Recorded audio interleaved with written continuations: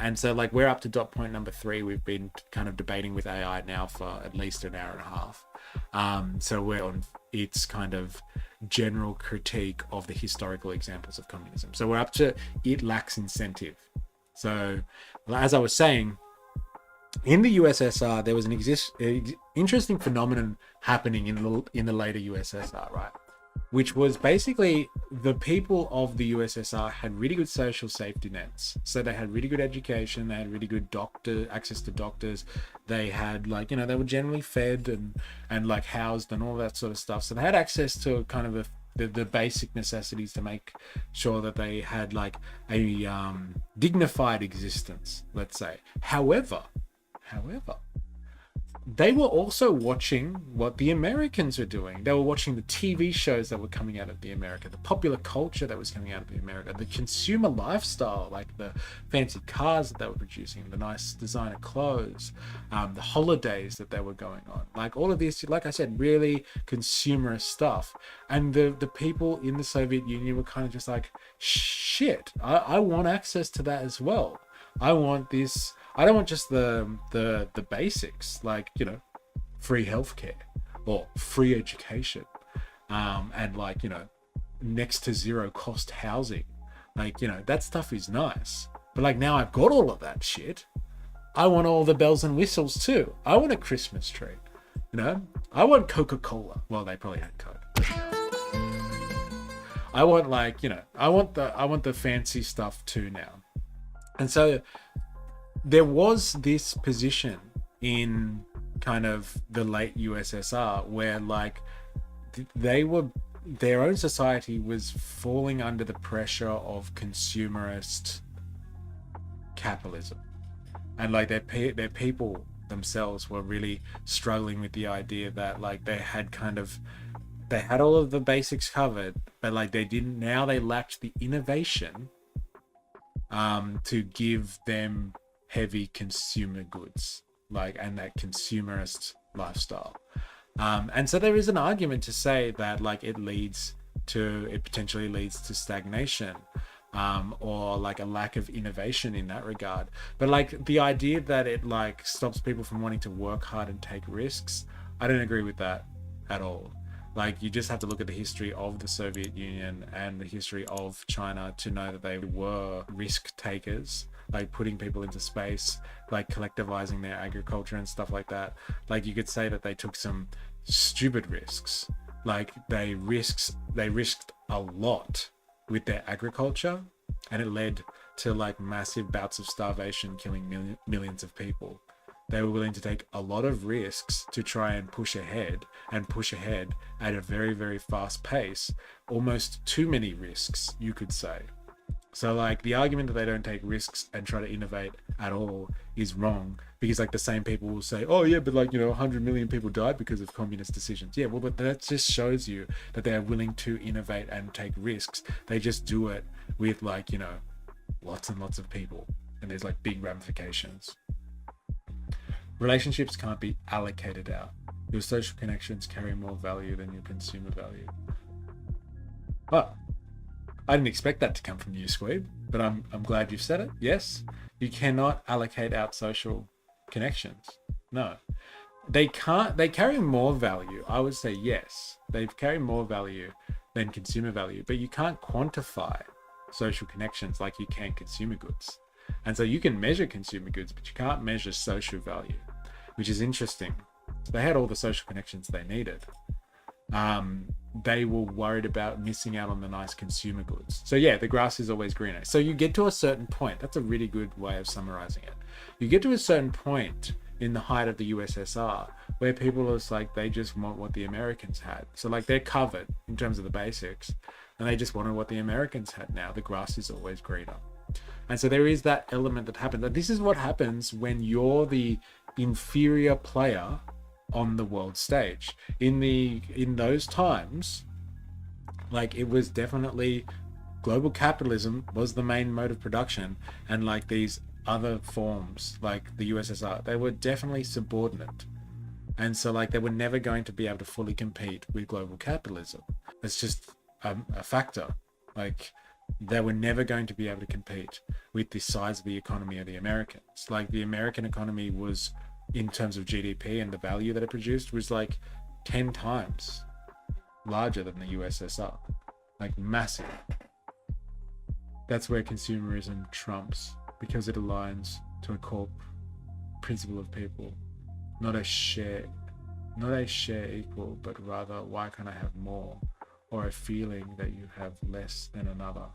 Now this is the point I'm making though, Squeeb. Okay, wait, hold your thought there that like this is inherently human. The predominant mode of production was capitalism. So even if you lived in the USSR, you were still conscious of what the capitalists were doing, or capitalist societies were doing. You were getting that information through broadcasts, through the TV, through media and stuff like that. And you were seeing, oh my God, they had it better than me. They have like all of these niceties. And so as a result of that only, you have this feeling, this inferiority complex, and you'll feel like you're missing out. Now, if though the USSR was the major power between the two of them, and there were more USSR type countries out there that were living this socialist model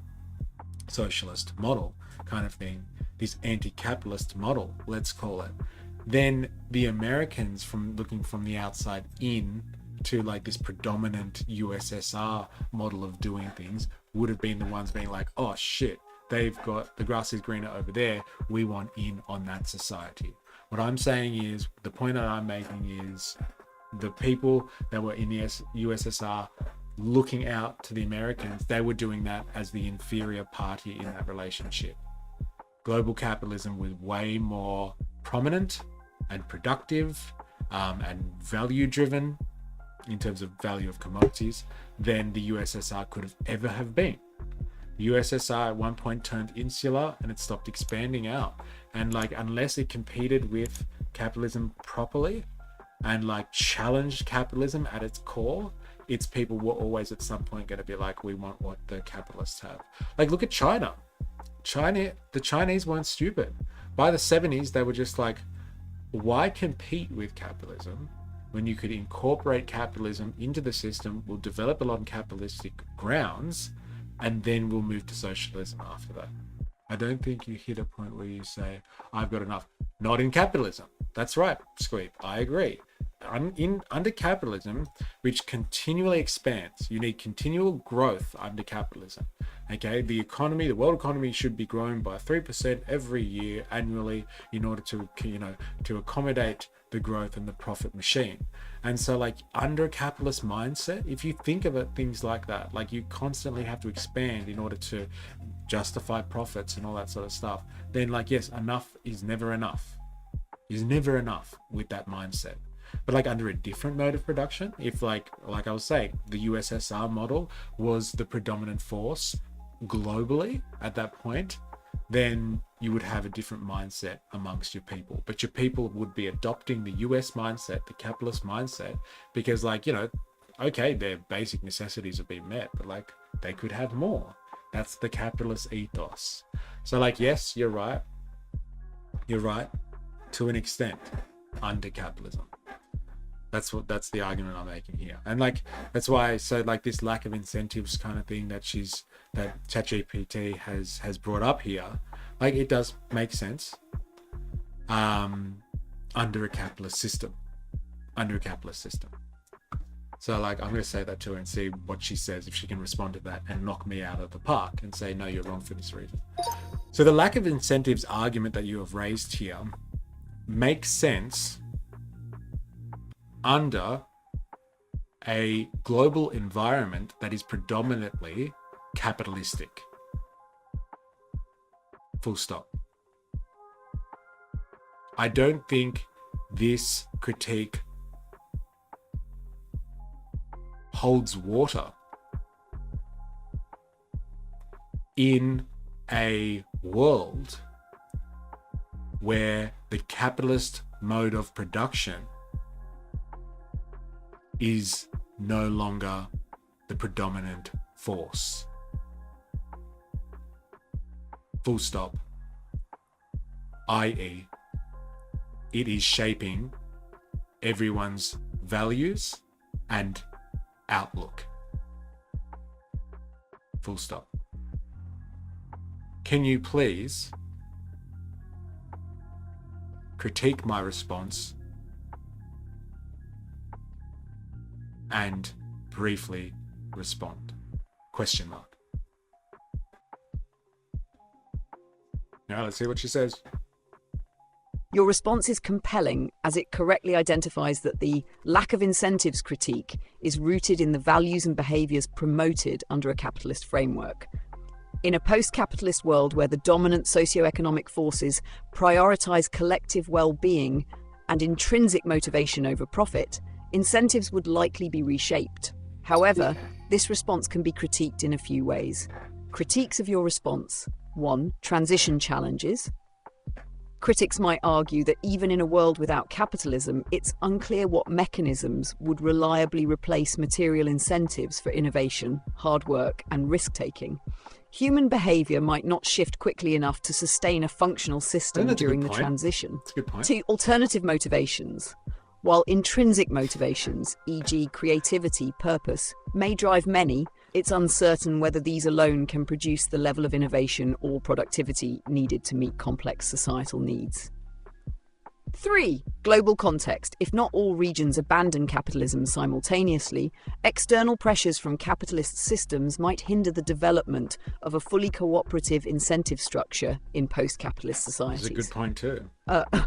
Brief response. Your argument is strongest if we assume a successful transition to a global or near-global post-capitalist system.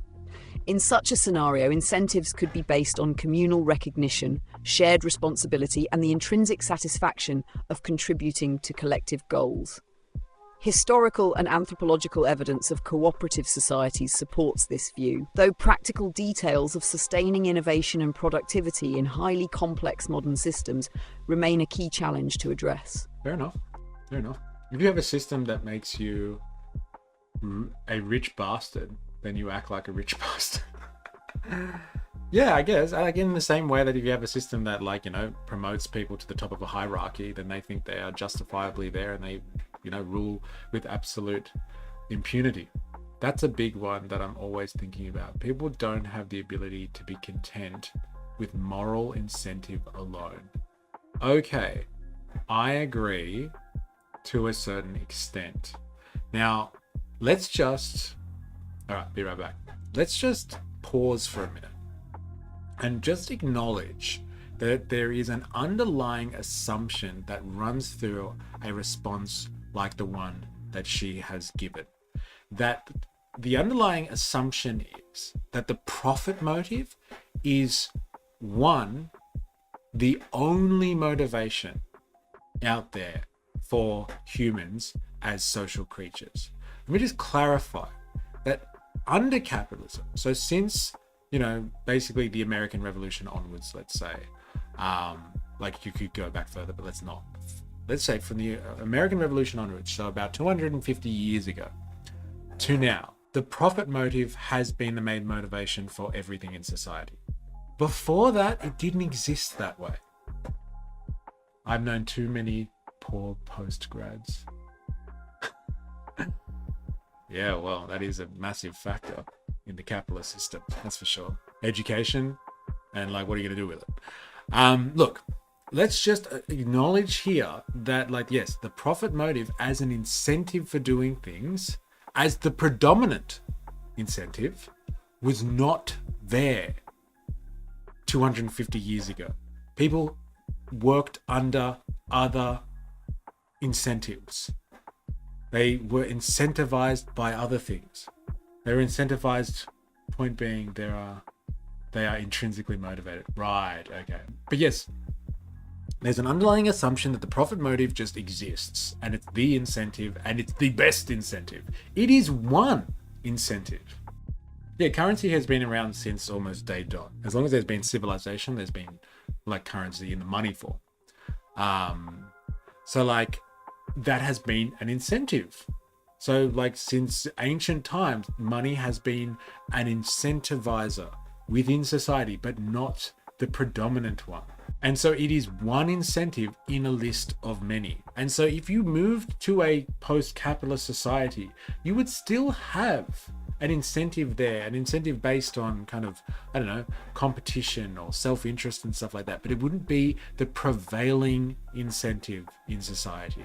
That is an underlying assumption that is just running through this response. And that comes from the fact that we live in a capitalist society. That everyone just thinks it's just like, oh, but without the profit motive, how would anything work, kind of thing. Well, let me explain it this way. Capitalism was effective and was necessary because there needed to be some type of motivation in order to put people to work, all working together, all rowing in the same direction in this industry or that industry, or in that workplace or this workplace, or in that manufacturing hub and this manufacturing hub. They had to have some motivation to get these people together to produce industrial society. And so capitalists had that motivation. They had the profit motive, and so they got people together to work socially, and that social work, grouping all of those workers together, was the thing that steamrolled and then birthed industrial society. When industrial society was birthed, then you could argue that you don't need the profit motive anymore in order to get people to work, because people were already brought together, they were already working socially, and we had reached a point with our technology where we didn't need just the profit motive anymore to produce all of the stuff that everyone survives off. And so you can develop a society, because now we're so advanced. We have the technology, we have the scientific understanding where we could produce value for everyone to live off, but we just don't need to base everything in profit anymore. And so I think there is this underlying assumption that innovation just won't happen anymore when people aren't incentivized by profit. That is, I think, absolute nonsense. In the sense that, let's just say, you were fully liberated right now. You didn't have to get a job to survive. You would do what interests you. People that are naturally scientists would gravitate towards the sciences. People that are naturally gamers would gravitate towards gaming. People that are naturally politicians would naturally move to forms of governance. People would align themselves with their interests because they would have other things taken care of. Remember what we were talking about before. This didn't happen in the case of the USSR because they were living in a predominantly capitalist world, and they were constantly peering over their neighbor's window and saying, I wish I had some of that shit. Okay, so you didn't have this ability historically because it wasn't the predominant way of doing things. It was still living trapped in a capitalistic society. And so if you were post-capitalist, you would have people incentivized by different things. They would be incentivized to contribute to society in a way that wasn't defined by how much money they could make out of doing it. You have to get a job because I have to live in this society, so I have to make money out of it some way. They might be able to contribute based on other social pressures. Their mum might be like, get a job as a scientist because I want you to cure cancer. And so they might be pressured by their mum to do it. But that wouldn't be based on profitability. That would be based on their family. That might be based on their community arrangements. Maybe their community was ravaged by fire. So now they've decided that they want to be a bushfire consultant and make sure all houses are ready for the next bushfire season or something like that. Maybe they're only influenced now by selfish interests. And they're just I really love maths. I want to be the best mathematician ever. And so in order to become the best mathematician ever, I have to create some new type of mathematical theorem that's just going to change and revolutionize the human race. Well, they'll go ahead and just do maths. It won't be based on a profit motive. Now, like I said, the profit motive doesn't reign supreme in all cases. It's not behind everyone's decisions, but it seems to be the thing that everyone's worried about that drives innovation. It seems to be the only thing that people are worried about. And it's just society will stagnate because we understand how profit motives work. And that's the only way that people do shit, right? Right? That's the only reason people do shit. No. Right? Am I right? Oh, yeah. Yeah, he's right. It's not the only reason people do shit because they're going to profit off it. They will do things in their interest or in the interest of their social relations, people that relate to them. and stuff like that. So like if we shifted away from this idea that the profit motive is the most efficient way of doing things, okay, it is in a market system and in a system where you have to pay for everything to survive. But if you take away those underlying issues, those underlying concerns that you have to profit in order to survive, then like I think our incentives will change, and gradually over time. And this is the transitional challenge that has been raised here, that there will be a transitional period and that will be hard to manage. And I think that is true. It's not going to happen overnight, but incentives can and will change.